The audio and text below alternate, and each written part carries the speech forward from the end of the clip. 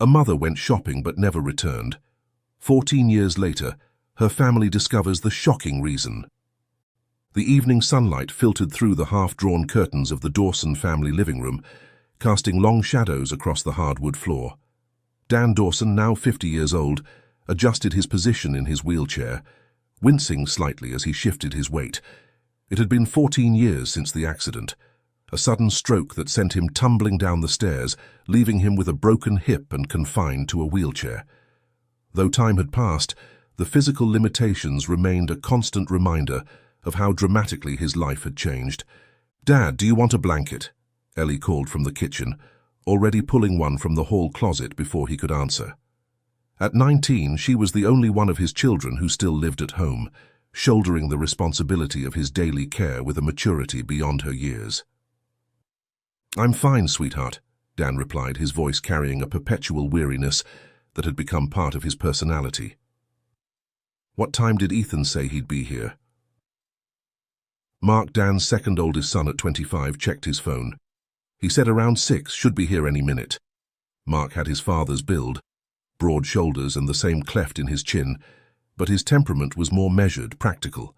He worked as an accountant at a firm downtown, having put himself through college with scholarships and part-time jobs after their mother disappeared.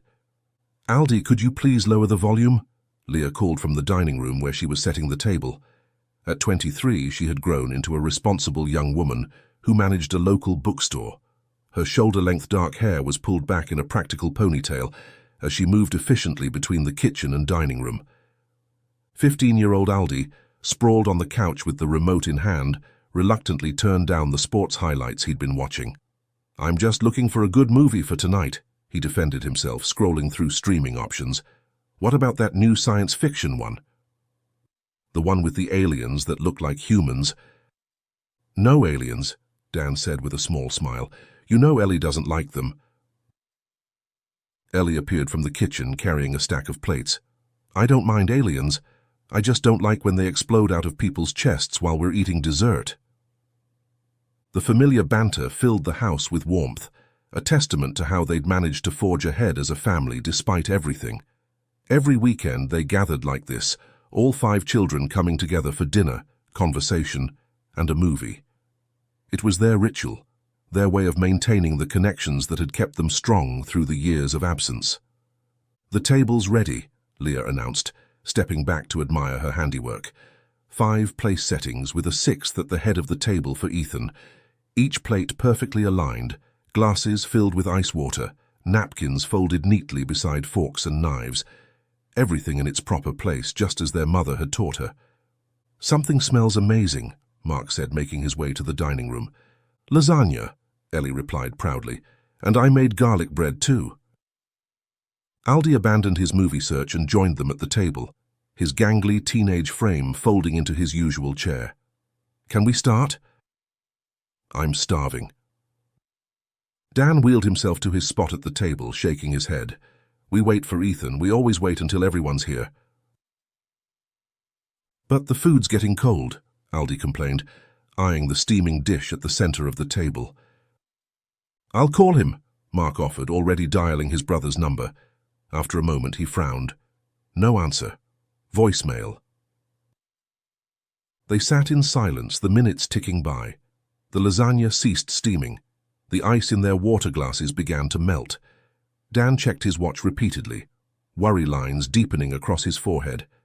Just as Leah was about to suggest they start without Ethan, they heard the sound of a car pulling into the driveway, followed by the slamming of a car door. The front door burst open and Ethan rushed in, his 30-year-old face flushed with excitement and concern. His normally neat appearance was disheveled, tie loosened, top button undone, dark hair falling across his forehead. He glanced around the dining room, taking in the scene of his family seated around the table waiting for him. "Sorry I'm late," he said breathlessly, but there was something in his voice, an urgency, a tension that immediately put everyone on alert. "It's fine, we were just about to—" Dan began, but Ethan cut him off. "I found something," he blurted out, pulling out his chair but remaining standing. "About Mom." The atmosphere in the room shifted instantly. Temperature seemed to drop several degrees. Shoulders tensed, Faces hardened. "I got a call from Detective Vans today," Ethan continued, fumbling with his phone. "They found something. I need to show you." "Sit down, Ethan," Dan said firmly. "We've been waiting for you. The food's getting cold." "Dad, you don't understand. This is important." Ethan remained standing, clutching his phone like a lifeline. "Just give me 1 minute." "Your father's right," Mark interjected, his voice calm but authoritative. "Let's eat first. Whatever it is can wait until after dinner." Ethan looked around the table, desperate for an ally but found none. Leah was studying her plate. Ellie was biting her lip nervously. Aldi was staring at him with a mixture of annoyance and discomfort. "We talked about this," Leah said quietly. "We agreed not to bring up Mom anymore, not during family time." "But this is different," Ethan insisted. "The police found—" "Enough!" Mark's voice rose sharply. "We know what happened. She left us. She couldn't handle it anymore. Dad's accident, the medical bills, 5 kids to raise on her own. She met someone else and took off." "That's not true," Ethan shot back. "Mom would never—" "She did, though, didn't she?" Leah joined in, her calm facade cracking. "Dad's in a wheelchair. We're drowning in debt from his medical bills, and suddenly she's gone without a trace. What would you call that?" 14 years, Ethan," Mark added, his voice softening slightly. 14 years without a word. No calls, no letters, nothing. What more proof do you need?"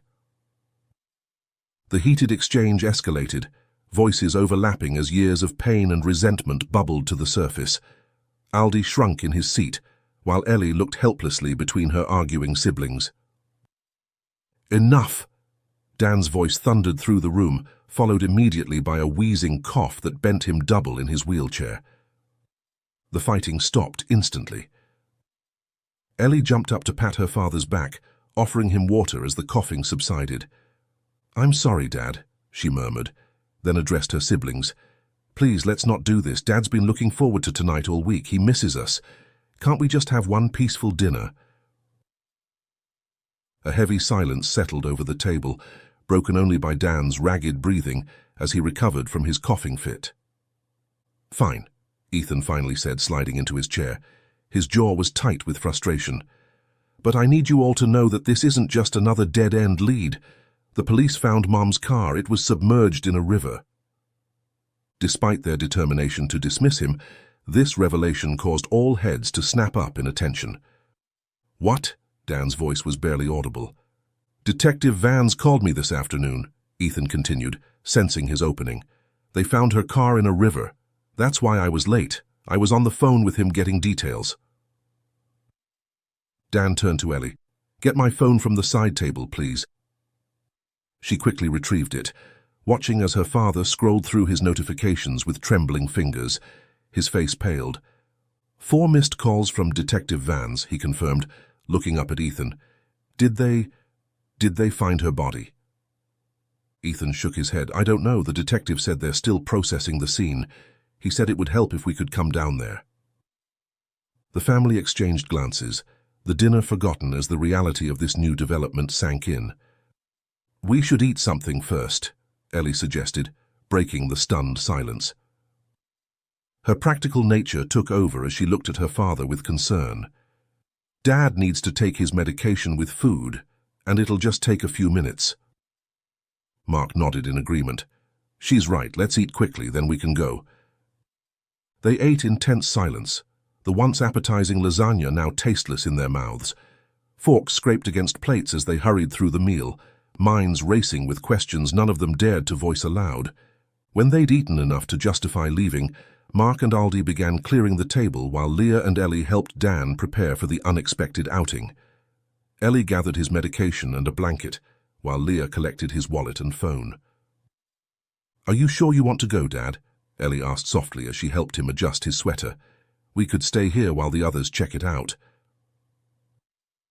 Dan shook his head firmly. "I need to be there." Outside, the evening had grown darker, a chill settling in the air that hadn't been there when they'd gathered for dinner.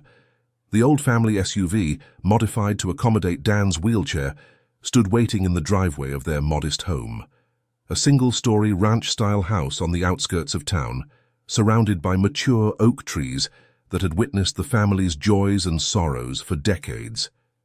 Ethan and Mark carefully helped their father from his wheelchair and into the passenger seat, folding the wheelchair and storing it in the back. Leah, Ellie, and Aldi climbed into the middle row while Ethan took the driver's seat. "I'll drive," he said, adjusting the mirrors. "I know exactly where we're going." As he backed out of the driveway, Ethan couldn't help but notice how the house looked from the outside. Porch light on, warm glow from the windows spilling onto the lawn. It looked like any other family home on a quiet evening. No one passing by would guess the turmoil that churned within its walls, or the gaping absence that had shaped their lives for 14 years. The car rolled down the familiar streets of their small town, past the high school where all 5 children had attended, past the grocery store where their mother had supposedly gone the day she disappeared. Ethan gripped the steering wheel tightly, trying to maintain the speed limit despite the adrenaline coursing through his veins. "What exactly did Detective Vans tell you?" Dan asked, breaking the silence that had settled over the car. Ethan kept his eyes on the road. "Not much, just that they found Mum's car in a river while investigating something else. He didn't give details over the phone."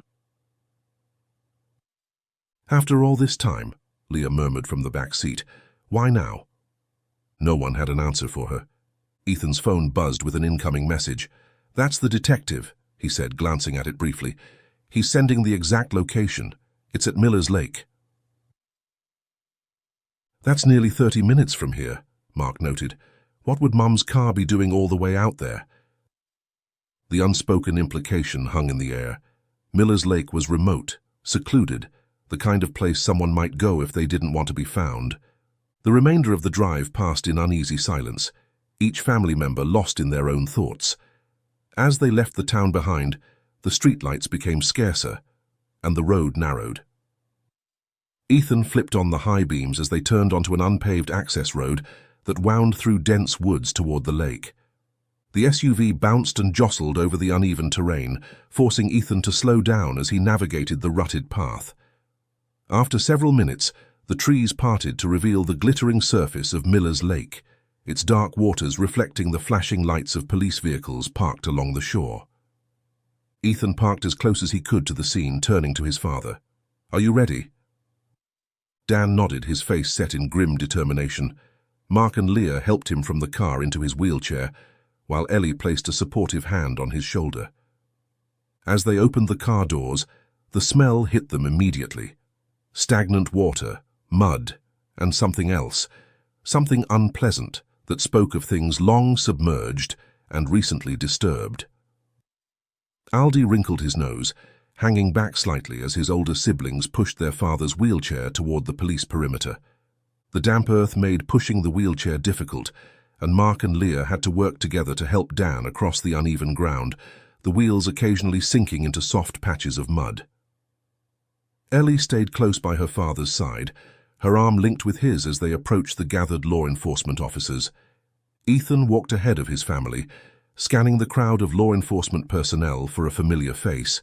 He spotted Detective Vans standing near the edge of the water, deep in conversation with a uniformed officer. The detective was a stocky man in his 50s, with salt and pepper hair and the perpetually tired expression of someone who had seen too much in his career. "Detective Vans?" Ethan called out, approaching with quick strides. The detective turned, recognition flashing across his weathered features. "Ethan, you made it." His eyes moved past Ethan to the rest of the family making their way across the muddy shoreline. "I see you brought everyone." "We needed to be here," Ethan replied simply. "What did you find?" Detective Vans gestured toward the lake where a tow truck was positioned, its powerful winch having already completed its work. Sitting on the shore, dripping with lake water and covered in silt and aquatic plants, was a car, or what remained of one. Despite the years underwater, there was no mistaking the faded blue sedan that had once belonged to Catherine Dawson. "We found it early this afternoon," Detective Vans explained as the rest of the family joined them. "We weren't looking for it, to be honest. We had a helicopter searching the area as part of an ongoing drug trafficking investigation. The pilot spotted something reflecting in the lake from above." Dan stared at the waterlogged vehicle, his face unreadable. Did you find... He couldn't finish the question. No bodies, Detective Vans answered, understanding the unasked question. That's what's strange. The car was empty when we pulled it up. Empty, Mark repeated, surprised. Are you sure? Completely empty, the detective confirmed, but we did find some interesting items inside. What kind of items? Ethan asked eagerly. Detective Vans reached into his pocket and produced a sealed evidence bag containing a water-damaged photograph. This was in the glove compartment, sealed in a plastic bag which preserved it somewhat. It's a photograph of your mother. Dan reached out with trembling hands to take the bag, staring at the faded image of Catherine, smiling, carefree, in a moment captured before her disappearance. There was something else, the detective continued, his voice taking on a more careful tone. We found items belonging to a man, a pair of men's sunglasses, a baseball cap, a receipt with a man's name on it. I knew it, Leah said suddenly, her voice bitter. She did run off with someone. That's not fair, Ethan protested immediately. We don't know that. What else could it be? Mark challenged. Mum's car at the bottom of a lake, men's belongings inside, no sign of Mum herself. It's pretty clear she staged her own disappearance. Our investigation suggests the car was deliberately sunk, Detective Vans added. There's no damage consistent with an accident. The windows were rolled down, allowing it to fill with water and sink. There's no evidence of violence or foul play.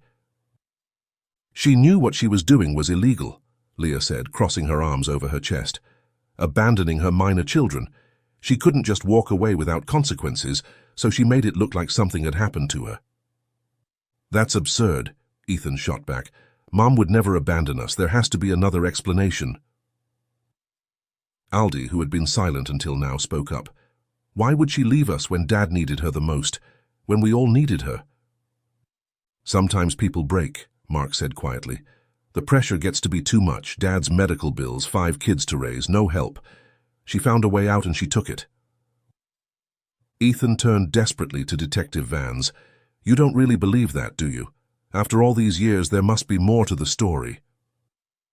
The detective sighed heavily. I've been doing this job for 27 years, Ethan. I've seen it before. People disappear because they want to, and they go to extraordinary lengths to cover their tracks. But why find the car now? Dan asked, his voice steady despite the emotion in his eyes. After 14 years. Like I said, we weren't looking for it, Detective Vans explained. We were conducting aerial surveillance for a drug operation in this area. The helicopter spotted the car from above. You can sometimes see objects underwater from that angle, especially when the sun hits just right. Pure coincidence. He pulled out another evidence bag containing a small water-damaged object. This is what identified the car as your mother's. Her driver's license was in the center console, along with this family photograph. Dan took the second evidence bag, staring at the water-damaged but still recognizable family portrait. Himself, Catherine, and all 5 children, taken just months before her disappearance and his accident. So what happens now? Mark asked, his practical nature asserting itself. Detective Vans rubbed the back of his neck. We'll process the car fully, see if we can find any other evidence, but I have to be honest with you, this is a 14-year-old case. We don't have the resources to mount a full-scale investigation unless we find something that clearly indicates foul play. So that's it, Ethan demanded. You're just going to assume she ran off and forget about it. I didn't say that, the detective replied patiently, but the evidence is pointing in a particular direction. No signs of struggle, no body, deliberate sinking of the vehicle, men's items in the car. It supports the theory that she left voluntarily. I can provide you with copies of all the evidence we've collected if you'd like, he added, looking around at the family. Photos, inventory lists, our preliminary findings. What's the point? Leah said, her voice hollow. It won't change anything. Dan, who had been mostly silent, suddenly spoke up. Ellie, I'd like to go home now. I'm tired. Of course, Dad, Ellie said softly, moving behind his wheelchair. Do whatever you need to do with the car, Dan told Detective Vans. We've lived with this mystery for 14 years. I'm not sure finding the truth now will bring us any peace." The family began to turn away, but Ethan remained rooted to the spot. "I'd like those copies," he said firmly. Detective Vans nodded, reaching into his vehicle to retrieve a manila envelope. "I had them prepared, just in case. There's also a separate envelope containing copies of some items we found in the glove compartment. My team photographed everything when we first pulled the car out." He handed the envelope to Ethan, then placed a sympathetic hand on his shoulder. "I've worked dozens of missing persons cases over the years. It's often the firstborn who has the hardest time letting go. I hope these help you find some closure, son." Ethan stared at the envelope in his hands. "Thank you." As he walked back to where his family waited by their car, he could feel the weight of the evidence, physical and emotional, pressing down on him. Despite what everyone seemed to believe, Ethan couldn't accept that his mother had simply abandoned them. There had to be more to the story, and perhaps the answers lay within the envelope he now clutched to his chest. The family piled back into the SUV, their earlier anticipation now deflated into a heavy silence. Mark slid into the driver's seat this time, taking the keys from Ethan without a word. "I'll drive," he said simply, starting the engine while the others settled in. Ethan climbed into the back row, claiming the space for himself so he could examine the contents of the envelope. As the car pulled away from Miller's Lake, he turned on his phone's flashlight and began sifting through the papers. The first pages were standard police reports, descriptions of the recovery operation, inventory lists of items found in the car, photographs of the vehicle from various angles, showing its deteriorated condition after 14 years underwater. Ethan studied each page carefully, looking for anything that might contradict the abandonment narrative, but finding little to support his belief in his mother's devotion. Mark drove more aggressively than Ethan had on the way to the lake, taking turns sharply and accelerating hard-on straightaways.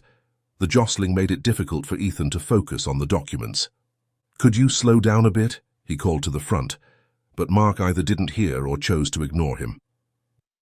After a few more minutes of trying to read through the bouncing and swaying, Ethan reluctantly returned the papers to the envelope, deciding to wait until they returned home, or better yet, until he was alone in his own apartment where he could study everything properly without judgmental glances from his siblings. The drive back to their father's house passed in uncomfortable silence, the only sounds the hum of the engine and the occasional sigh from Dan in the passenger seat. When they finally pulled into the driveway, the porch light still glowing welcomingly, Aldi was the first to break the tension. "Are we still watching a movie?" he asked cautiously, glancing around at his family members. "We don't have to end the night like this, do we?" The question hung in the air for a moment, before Leah nodded slowly. "I think that would be good. We still have dessert waiting, and it would be a shame to waste the evening." "Dad?" Ellie looked to her father for confirmation. Dan managed a small smile. "Yes, I think we could all use the distraction."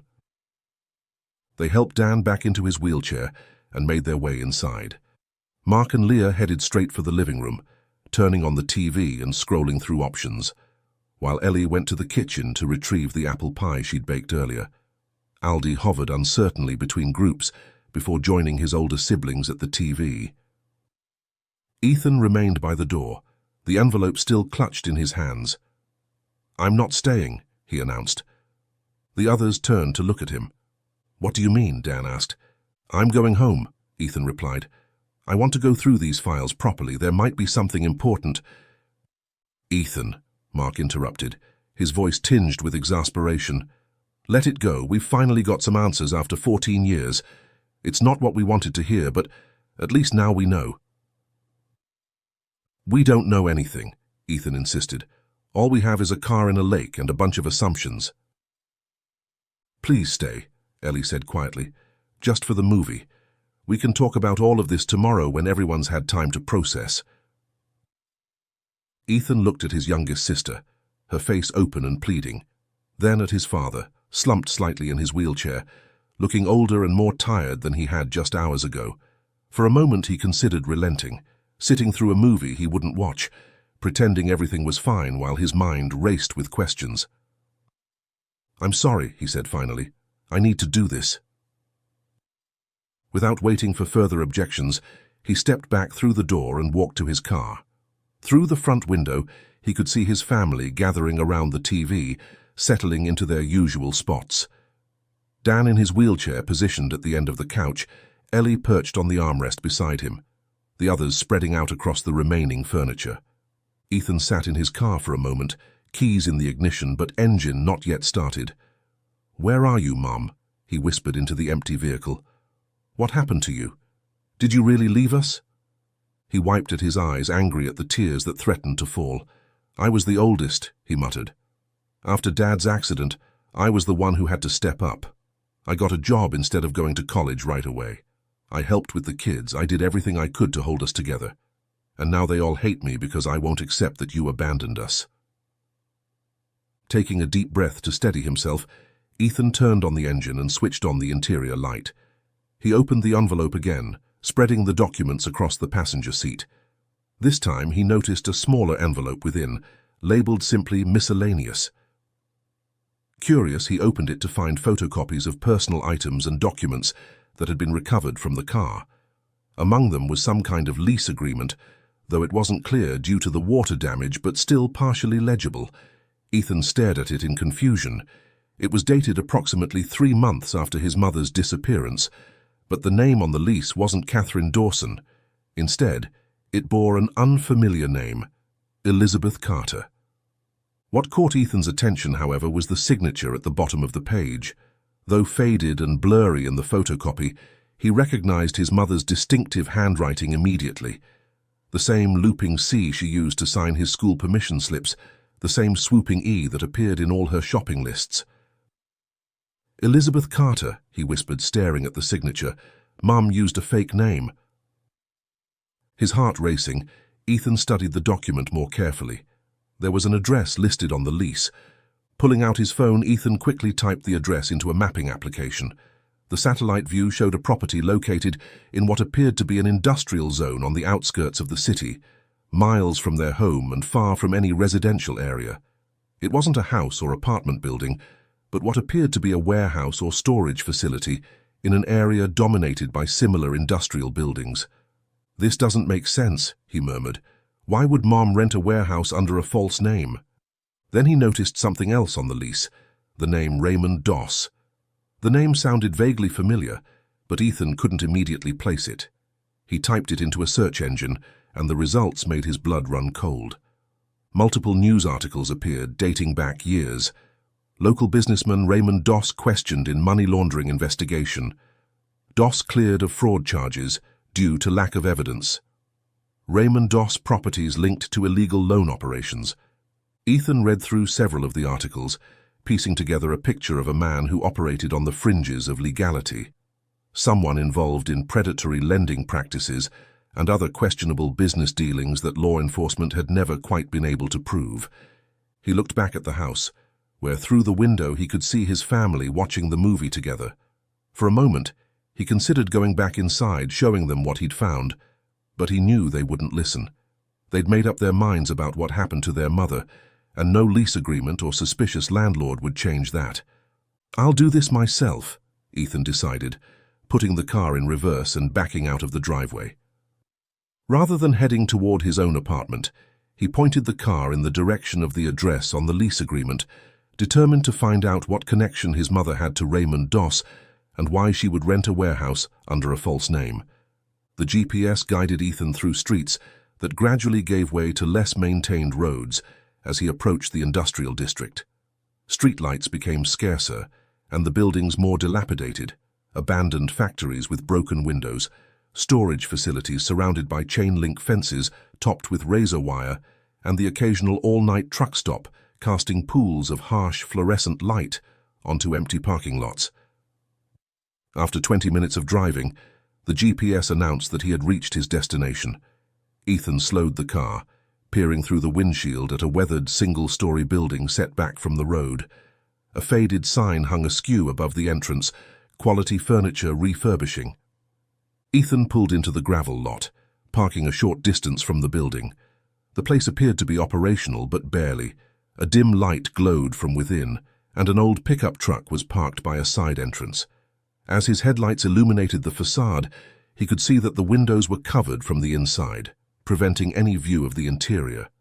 He cut the engine but remained in the car, considering his next move. He hadn't planned this far ahead, hadn't thought about what he would do when he actually found the place. It was nearly 10 p.m. now, and he doubted anyone would be working this late, yet there was clearly someone inside.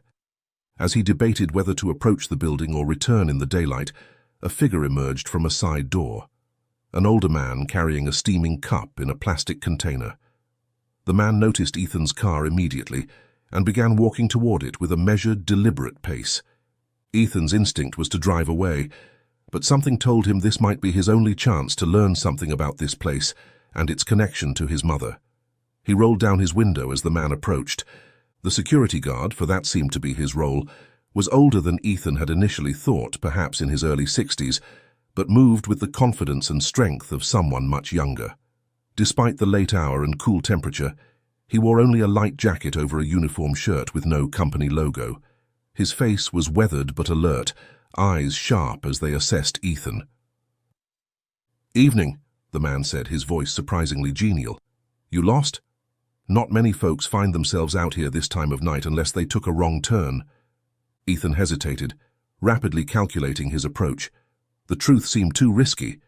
He couldn't just announce he was investigating his long-missing mother's connection to this place. Instead, he opted for a plausible lie. "I think you were right, I might have missed a turn," Ethan replied with forced casualness. "But as I was driving by, I noticed this place. You see, I run a small business and I've been looking for warehouse space in the area. I know it's late, but I saw the light on and thought I'd check it out." The guard took a sip of his coffee, studying Ethan over the rim of the cup. "This ain't for sale, if that's what you're wondering." "Who owns it?" Ethan asked, trying to sound merely curious. "Harvey Doss," the guard replied. Ethan's heart skipped a beat at the familiar surname. "Harvey Doss? I don't think I've heard of him." The guard raised an eyebrow. "Son of Raymond Doss, you never heard of Raymond Doss?" Ethan shook his head, feigning ignorance. "Should I have?" "Raymond owned half the industrial property in this area," the guard explained. "Passed away a few years back. His son Harvey took over the business." "I see," Ethan said, mind racing. "Is there any way to get in touch with Harvey? If not to buy the place, maybe to discuss renting part of it?" The guard chuckled. "Harvey's a private man. Doesn't deal directly with folks, especially not those who show up unannounced after hours." "Is there someone else I could talk to then? A manager or representative, perhaps tomorrow?" The guard seemed to consider this for a moment. "Tell you what, come back tomorrow during business hours. Ask for Ronald. He handles Harvey's affairs here." "Ronald," Ethan repeated, committing the name to memory. "He'll definitely be here tomorrow. I reports to him and I got his number. I can let him know tonight that someone's interested." "That would be great," Ethan said, deliberately not offering his own number. "I'll just stop by tomorrow." The guard nodded, taking another sip of his coffee. "Ronald likes to conduct business face-to-face. Just so you know, he doesn't appreciate folks bringing outsiders or partners to these initial meetings. Likes to size people up one-on-one first." "I understand," Ethan replied. "I'll come alone." He was about to roll his window back up when a thought struck him. If he left now, he'd have learned nothing concrete, just confirmed that the Doss family still owned the property. Taking a calculated risk, he called out to the guard who had already begun walking away. "One more thing," he said. "I don't suppose you've ever heard of a woman named Elizabeth Carter around this area?" The effect was immediate and dramatic. The guard's entire demeanor changed, his shoulders stiffening and face hardening into an expressionless mask. The affable security man vanished, replaced by someone much more dangerous. "You need to leave," he said flatly, all pretense of friendliness gone. "Now." Ethan, realizing he'd overplayed his hand but unwilling to retreat entirely, pressed further. "I just need to know if—" The guard moved with surprising speed, closing the distance to the car in 2 long strides. He placed his weathered hands on the edge of Ethan's partially open window and leaned in, his face inches from Ethan's. "You want ghosts?" he asked, his voice low and menacing. You're in the right place. She didn't want to be found. A chill ran down Ethan's spine. What do you mean? He asked, fighting to keep his voice steady. Who didn't want to be found? The guard straightened up, rapping his knuckles against the doorframe. If you want to talk about that too, come see Ronald tomorrow, but I'd advise against it. He knocked on the car frame once more. You'd better go now. Ethan hesitated only briefly before putting the car in reverse. He backed away slowly, watching as the guard remained standing in the same spot, tracking him with cold eyes, until Ethan turned the car around and drove away. His mind was racing as he navigated back toward the town. The guard had clearly recognized Elizabeth Carter, his mother's fake name, and his reaction confirmed that Elizabeth, or Catherine, had some connection to this place. But what did he mean about ghosts? And why would he say she didn't want to be found, if not to confirm that his mother had disappeared voluntarily?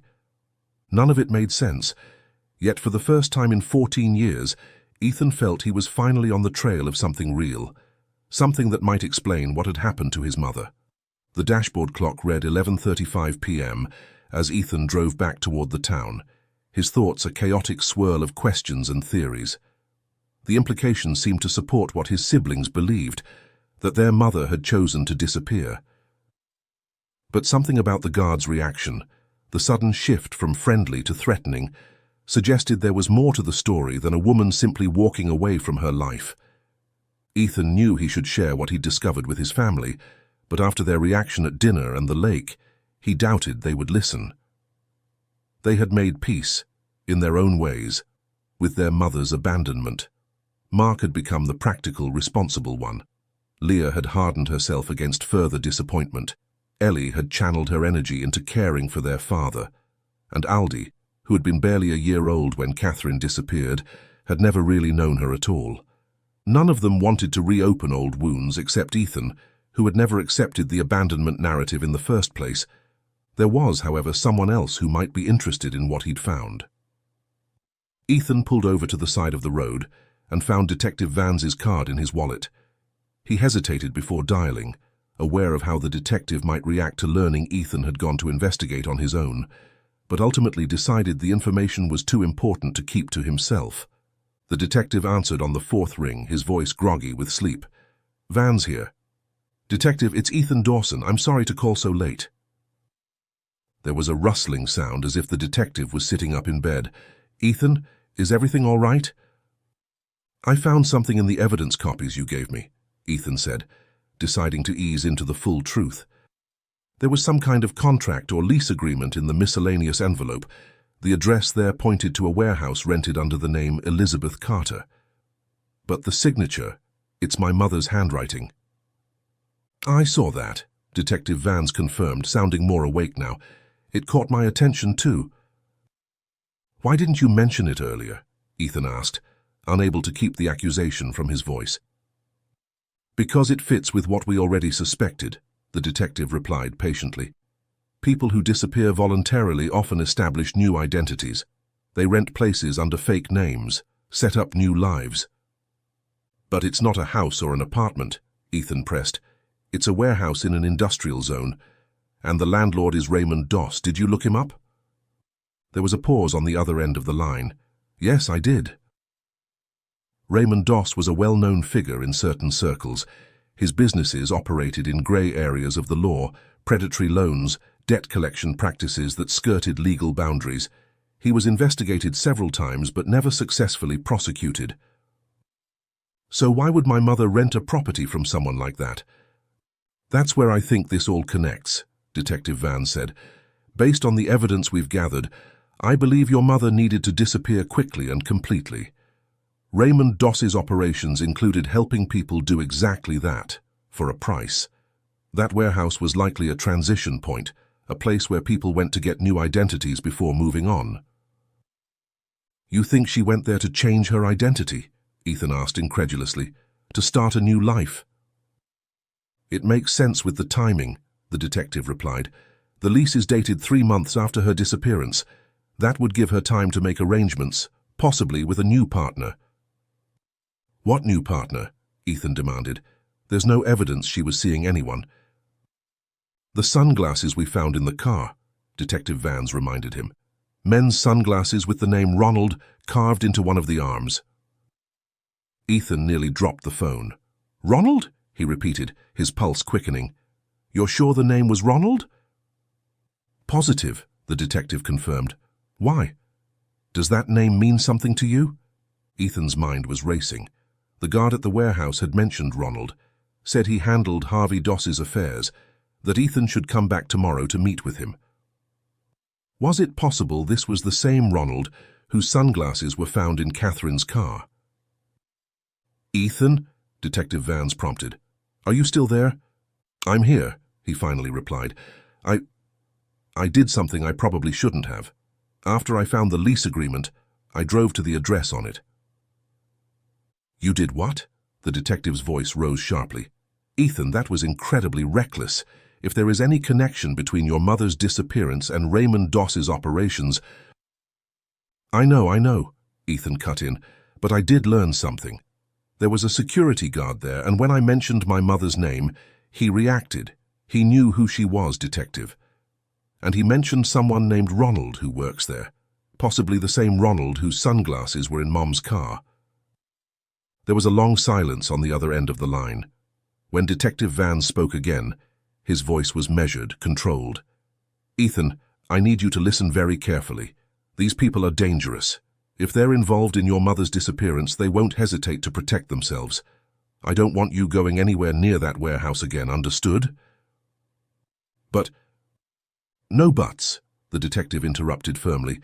This is now an active police investigation. We'll handle it properly with warrants and backup.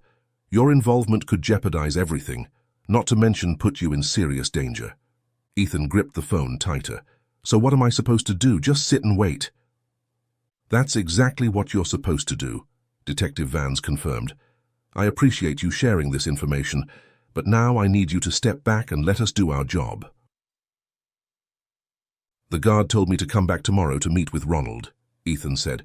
This could be our only chance to find out what happened to my mother. Absolutely not, the detective said firmly. Under no circumstances are you to go back there. We'll send in an undercover officer, set up surveillance. There are proper procedures for this kind of situation. Ethan knew the detective was right, but the thought of waiting, of possibly missing their one lead after 14 years of nothing, was unbearable. Still, he recognized the danger, both to himself and to any potential investigation. Fine, he conceded. I won't go back there. Thank you, Detective Vans said, relief evident in his voice. I'm going to make some calls now, get things in motion. We'll keep you updated on any developments, I promise. One more thing, Ethan said before the detective could hang up. You should know that my father and siblings are at risk too. If these people realize we're investigating, I'll arrange for patrol cars to make regular passes by both your place and your father's house, Detective Vans assured him. Get some rest, Ethan. And stay away from that warehouse. After ending the call, Ethan sat in his parked car for several minutes, weighing his options. The detective's warnings were logical, and the danger was real. But 14 years of questions, of wondering what had happened to his mother, of being the only one who believed she hadn't abandoned them willingly, it all pushed against the rational part of his brain, urging caution. In the end, he pulled his car into his apartment parking lot, knowing that sleep would be impossible, but recognizing that he needed to think carefully about his next move. Whatever he decided, one thing was certain. He was closer to the truth about his mother's disappearance than he had ever been before. Morning arrived with a clarity that had eluded Ethan throughout his restless night. After tossing and turning for hours, he had finally fallen into a fitful sleep around 4 a.m., only to be awakened by his phone ringing at 7:30. The caller ID displayed Detective Vans's number. I'm on my way to pick you up, the detective said without preamble when Ethan answered. We're going to that warehouse, but we're doing it my way. Be ready in 15 minutes. True to his word, Detective Vans pulled up outside Ethan's apartment building exactly 15 minutes later. He was driving an unmarked police car, dressed in plain clothes rather than his usual suit, jeans, a faded button-down shirt, and a worn leather jacket that made him look more like a construction worker than a detective. Ethan climbed into the passenger seat, noticing immediately that the detective wasn't alone. In the back seat sat another man, also in plain clothes, who Vans introduced simply as Officer Miller, Tactical Support. "I've been up all night coordinating this," Detective Vans explained as he pulled away from the curb. "Based on what you told me about Raymond Doss and his son Harvey, we're treating this as a potentially dangerous situation. I've got plainclothes officers stationed at strategic locations around the warehouse and a tactical team on standby a few blocks away." "Shouldn't we take my car?" Ethan suggested. "The guard saw it last night. It might seem less suspicious." Detective Vans considered this for a moment before nodding.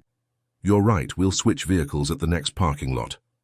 10 minutes later, they had transferred to Ethan's car, with Ethan behind the wheel and Detective Vans in the passenger seat.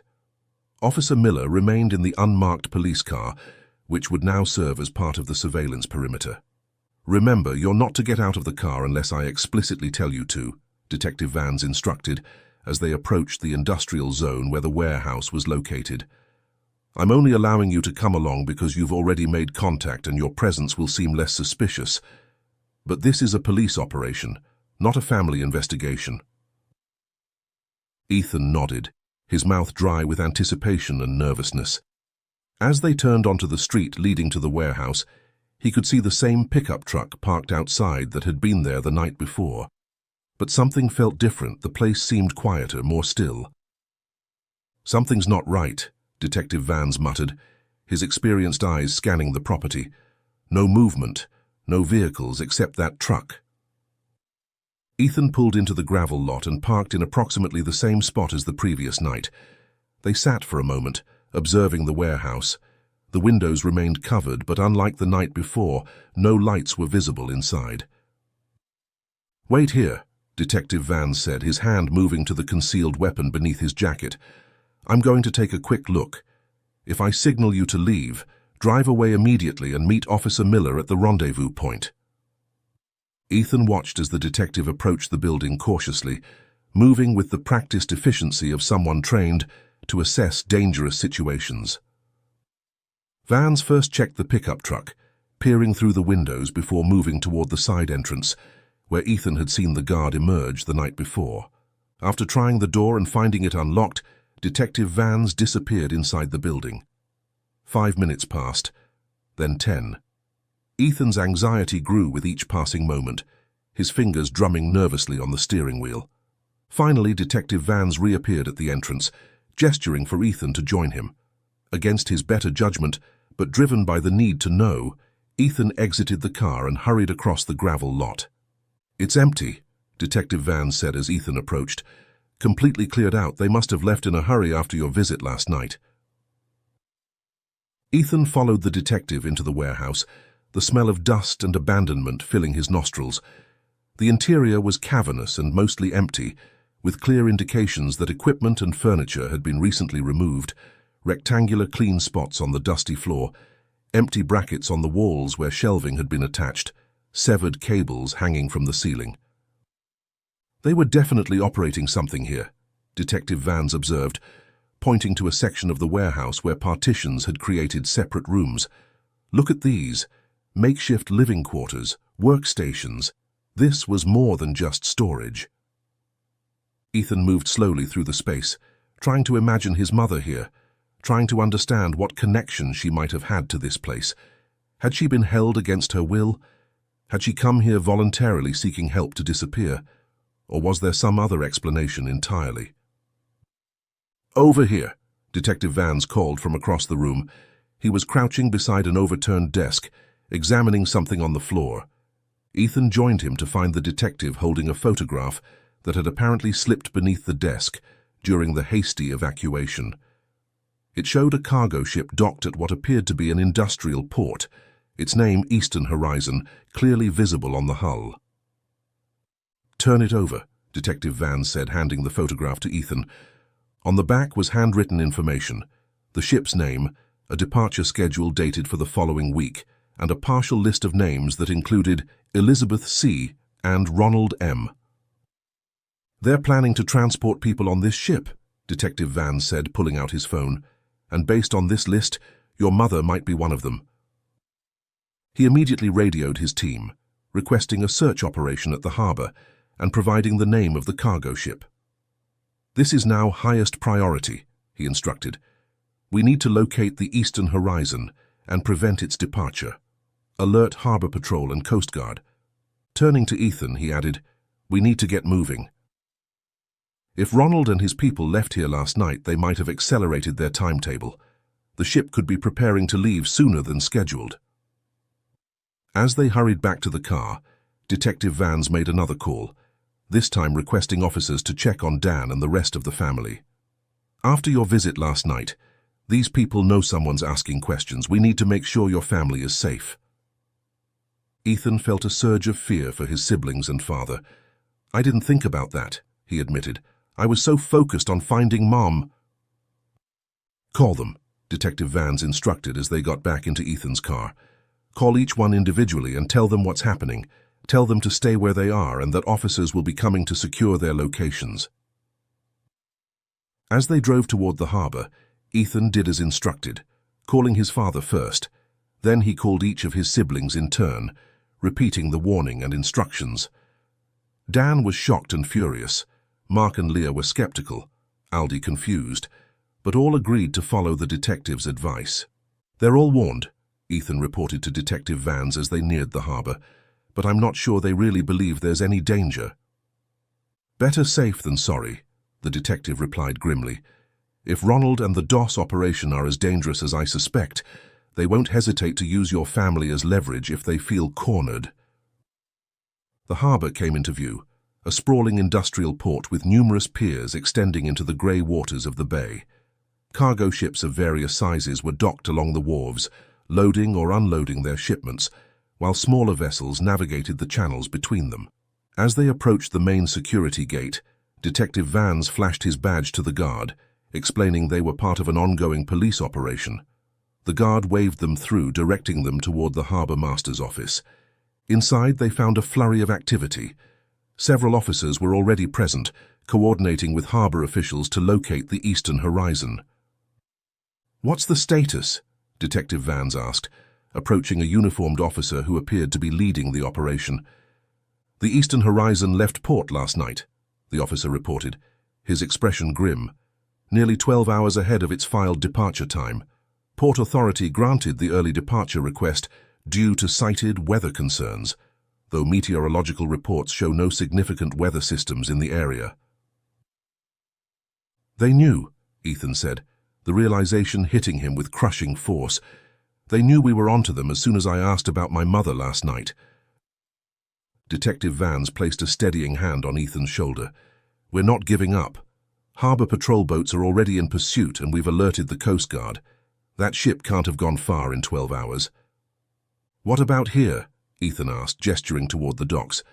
Couldn't some of Ronald's people still be around? We're one step ahead of you, the officer replied. We've detained several dock workers who were involved in the Eastern Horizon's accelerated departure. They're being questioned now. Detective Vans nodded in approval. Good work. Let's head to the station. I want to sit in on those interrogations. The drive to the police station was tense, with Detective Vans constantly on his phone coordinating the expanding investigation. Every few minutes, he received updates about the search for the Eastern Horizon or reports about the security measures being put in place to protect the Dawson family. They've got eyes on the ship, he reported after one such call. Coast Guard aircraft spotted it about 100 miles offshore heading south. They're dispatching vessels to intercept. Ethan gripped the steering wheel tighter, his mind racing with possibilities. Could his mother really be on that ship? After 14 years, was he finally close to finding her? When they arrived at the station, they found it buzzing with activity. Officers moved purposefully between departments, phones rang constantly, and an atmosphere of urgency permeated the building. To Ethan's surprise, his entire family was there, seated in a waiting area, Dan in his wheelchair looking bewildered and tired, Ellie standing protectively behind him, Mark and Leah seated side by side, their expressions a mixture of concern and skepticism, and Aldi fidgeting nervously in his chair. "What are you all doing here?" Ethan asked as he approached them. "I thought you were staying at home." "The police brought us in as a precaution," Mark explained, standing to face his brother. "They said it would be easier to protect us all in one location." "Protect us from what exactly?" Leah demanded, her arms crossed defensively. "Ethan, what have you done?" Before Ethan could respond, Detective Vans stepped forward. "Your brother may have uncovered the truth about your mother's disappearance," he said, his tone professional but kind. "And that truth could be dangerous for all of you." He quickly briefed the family on what they had discovered: the warehouse, the photograph of the cargo ship, the names on the list, and the possibility that Catherine had been forced to work for Ronald and the DOS operation. "So you're saying Mum didn't leave us voluntarily?" Ellie asked, her voice small and hopeful. "That she was taken?" "Based on the evidence we've gathered, it appears your mother may have become involved with a criminal organization run by Raymond Doss and his son Harvey," Detective Vans explained. "We believe she was forced to work for them, possibly because of a debt or other form of coercion." "That doesn't make any sense," Mark objected. "Mom didn't have any debts. Dad handled all the finances back then." Dan, who had been silent until now, cleared his throat. "That's not entirely true," he said quietly. All eyes turned to him in surprise. "After my accident, the medical bills were overwhelming," Dan continued, his voice strained with the effort of confession. "Our insurance didn't cover everything. Catherine was desperate. She tried to get bank loans, but we'd already maxed out our credit. I was in the hospital, then rehab. I didn't know what exactly she was doing to keep us afloat." "Dad," Ethan said, kneeling beside his father's wheelchair, "are you saying Mom might have borrowed money from someone like Raymond Doss?" Dan nodded slowly, tears welling in his eyes. "She mentioned once, just once, that she'd found a way to handle the bills. She said not to worry, that she'd taken care of it. I was so focused on my recovery, on the pain, that I didn't ask questions. I should have asked questions." Detective Vans pulled up a chair and sat across from Dan. "Mr. Dawson, this is very important. Did your wife ever mention names? Raymond Doss, Ronald? Anyone connected to the loans?" Dan shook his head. "No specific names, but she did say something odd, about a week before she disappeared. She said everything she did for us. I thought she was just stressed, saying dramatic things because of the pressure we were under. I never imagined—" His voice broke, and Ellie placed a comforting hand on his shoulder. "The men we arrested at the harbor are being questioned now," Detective Vans said, addressing the entire family. "We're hoping they can provide more information about the Eastern Horizon and whether your mother might be on board." "I want to talk to them," Ethan said firmly. Detective Vans hesitated. "That's not standard procedure, Ethan." "Please," Ethan insisted. "I'm the one who spoke to the guard at the warehouse. I might recognize someone, or they might recognize me." After a moment's consideration, Detective Vans nodded. "All right, but just as an observer. I do the talking." He led Ethan down a corridor to a room where they could watch the interrogations through a one-way mirror. Inside the adjacent room, a middle-aged man in dock worker's clothing sat handcuffed to a table, being questioned by two officers. "That's not the guard I met," Ethan said, studying the man. They observed for several minutes as the dock worker stubbornly refused to provide any information beyond his name and employment at the harbor. Detective Vans made notes on a pad, occasionally murmuring observations about the man's body language or responses. "Let's try the next one," he suggested, after it became clear they would get nothing useful from this suspect. In the second interrogation room, they found an older man being questioned, and Ethan immediately tensed. "That's him," he said urgently. "That's the guard from the warehouse." Detective Vans studied the man through the glass. "You're sure?" "Positive," Ethan confirmed. "He's the one who told me about Ronald." The detective nodded thoughtfully. "Let's listen in." Unlike the dock worker, the guard seemed almost relaxed despite his circumstances, answering questions with a detached calm that bordered on amusement. When asked about his employment, he freely admitted to working security for Harvey Doss. When questioned about the Eastern Horizon, he claimed no knowledge of its cargo or destination. He's lying, Ethan muttered. He knew about my mother. He all but admitted she was there. Detective Vans watched the interrogation for a few more minutes before making a decision. I'm going in. Stay here and watch. Ethan observed as Detective Vans entered the interrogation room, introduced himself to the other officers, and took a seat across from the guard. The detective's approach was different, less confrontational, more conversational. You know, we've been watching that warehouse for a while, Vans said casually, though Ethan knew this to be a bluff. We've identified most of the people who were held there, including Catherine Dawson. The guard's expression didn't change, but a subtle tension appeared in his shoulders. We know she was forced to work for Doss, probably because of a loan she couldn't repay, Detective Vans continued. What we don't know is whether she's still alive and whether she's on that ship. I don't know what you're talking about, the guard replied evenly. That's interesting, Detective Vans said, leaning forward slightly, because you seem to know exactly who she was when her son mentioned her name last night. A flicker of recognition crossed the guard's face, quickly suppressed. Her son is here, by the way, the detective added. He identified you immediately, and let me tell you, he's pretty determined to find his mother after 14 years of believing she abandoned him and his family. The guard remained silent, but his eyes darted briefly toward the mirror. Here's the thing, Detective Vans continued, his voice taking on a harder edge. We're going to catch up with that ship. The Coast Guard is already in pursuit, and when we do, everyone on board is going to start talking to save themselves. Ronald, Harvey Doss, they'll throw you under the bus in a heartbeat to reduce their own sentences. The guard's composure finally showed cracks. He shifted in his seat, gaze dropping to the table. You're looking at serious time, Detective Vans pressed. Kidnapping, false imprisonment, probably human trafficking.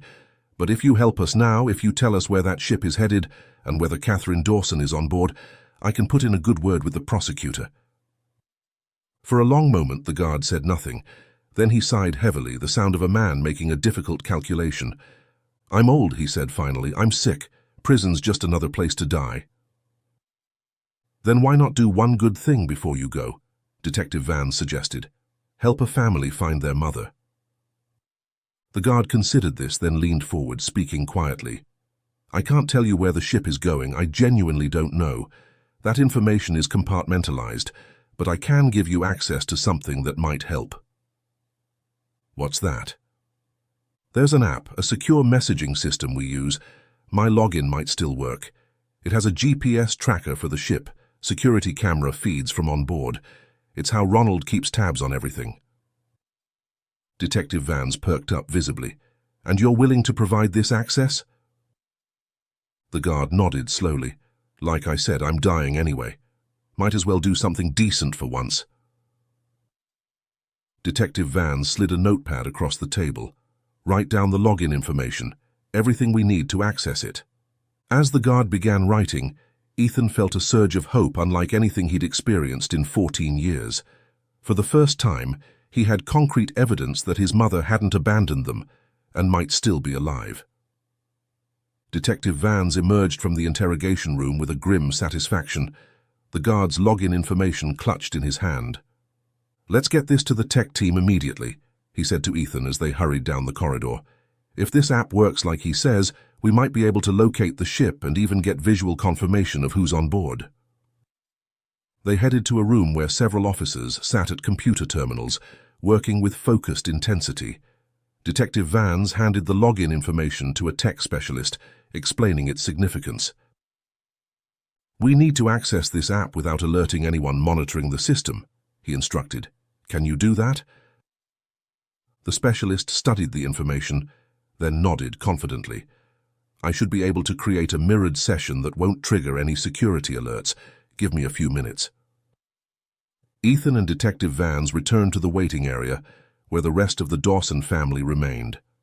As they approached, Ethan could see the strain on each face, the hope warring with disbelief, the fear of disappointment after so many years of resignation. Did you learn anything? Mark asked, standing as they entered. Potentially, Detective Vans replied cautiously. The guard provided access to an app that might help us locate the ship and confirm who's on board. Our tech team is working on it now. And you really think Mom might be alive? Aldi asked, his young face a mixture of confusion and desperate hope. That she didn't leave us on purpose? It's looking that way, Ethan said gently. Dad just told us about the medical bills, how Mom was trying to find money to pay them. It makes sense now. She might have borrowed from DOS, couldn't repay, and they forced her to work for them. But for 14 years? Leah objected, though her usual skepticism was weakened by uncertainty. Without any contact at all. These organizations operate by isolating people, Detective Vans explained. They separate families, use threats and coercion to maintain control. If Catherine believed contacting you would put you in danger, she might have stayed away to protect you. Dan reached out to grasp Ethan's hand, his eyes filled with tears. I should have known, he whispered. All these years I thought she'd abandoned us because I was broken, because I couldn't take care of our family anymore. None of us knew, Dad, Ethan reassured him, squeezing his father's hand. But we're going to find her now. We're going to bring her home. Detective Vans's phone rang, interrupting the emotional moment. He answered it quickly, listening intently before saying, "We'll be right there." Turning to the family, he announced, "The tech team has accessed the app. They want us all in the computer lab immediately." They moved as a group down the corridor, Dan's wheelchair pushed by Mark while Ellie and Leah walked on either side of their father, protective and supportive. Aldi stayed close to Ethan, occasionally glancing up at his oldest brother with newfound respect. The computer lab was a large room filled with monitors, servers, and technical equipment.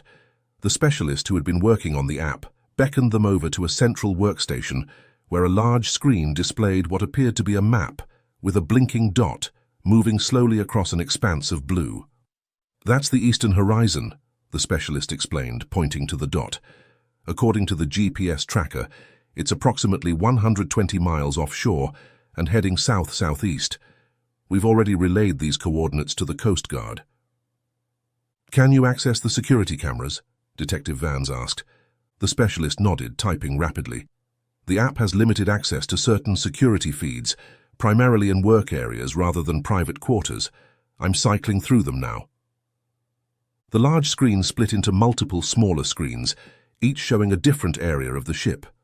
Most displayed cargo holds, corridors, or mechanical spaces, but a few showed what appeared to be makeshift workrooms, where people, mostly women, sat at tables or computer terminals. "Stop," Ethan said suddenly, pointing to one of the feeds. "Can you enlarge that one?" The specialist expanded the indicated feed to fill the screen. It showed a room with several women seated at computers, their faces half turned away from the camera as they worked. "Can you zoom in on that woman in the back?" Ethan requested, his heart racing. As the image zoomed and enhanced, a collective gasp arose from the Dawson family. Though 14 years older, her hair now streaked with grey and her face thinner than they remembered, there was no mistaking the woman working at the computer. "Mom," Ellie whispered, tears streaming down her face. Dan reached out a trembling hand toward the screen, as if trying to touch his wife across the miles that separated them. "Catherine," he murmured brokenly. Detective Vans immediately got on his phone, relaying the confirmation to the Coast Guard teams pursuing the ship. "We have visual confirmation of at least one kidnapping victim on board. Repeat, visual confirmation of Catherine Dawson, missing person for 14 years. Proceed with all caution. There are multiple potential victims on board." Turning to the Dawson family, he explained, "The Coast Guard should intercept the ship. They'll secure the vessel and safely remove everyone on board. We'll need to maintain radio silence about this to avoid alerting anyone on the ship who might be monitoring communications." "What do we do now?" Mark asked, his earlier skepticism completely dissolved in the face of irrefutable evidence that their mother was alive. "We wait," Detective Vans replied simply, "and we prepare for your mother's return." Dan sat silently in his wheelchair, tears occasionally sliding down his cheeks as he stared at the image of his wife. Ellie and Leah huddled together, sometimes whispering, sometimes simply holding hands in silent support. Mark paced the room, his practical nature seeking outlet in movement. Aldi alternated between sitting beside his father and joining Ethan, who stood resolutely by the main monitor, refusing to look away for more than a few seconds at a time. "I knew it," Ethan said quietly to Detective Vans during a moment when they stood slightly apart from the others. "All these years I knew she would never have left us willingly." "You never gave up on her," the detective observed. "That kind of faith is rare." "She was the one who never gave up on us," Ethan corrected him. "Whatever happened, whatever they did to her, she survived. For 14 years she survived." In the quiet of that moment, surrounded by the evidence of their mother's continued existence, Ethan understood something profound about the nature of family bonds. Faith wasn't simply believing without proof, it was holding on to truth when everything around him suggested otherwise. For 14 years his family had fractured under the weight of abandonment, each member crafting their own armor against the pain. Yet beneath that armor, the connection remained, waiting to be reforged. As they stood on the precipice of reunion, Ethan realized that courage wasn't about facing external dangers, but about confronting the fear of hope itself, the terrifying vulnerability of believing that broken things could be made whole again. Their mother had endured captivity to protect them. Now they would brave the unknown to bring her home. Whatever challenges awaited them on that cargo ship, they would face them together, no longer as fragments of a shattered family, but as what they had always been beneath the scars and silence, a constellation of lives bound by an unbreakable thread of love that neither time nor distance could sever.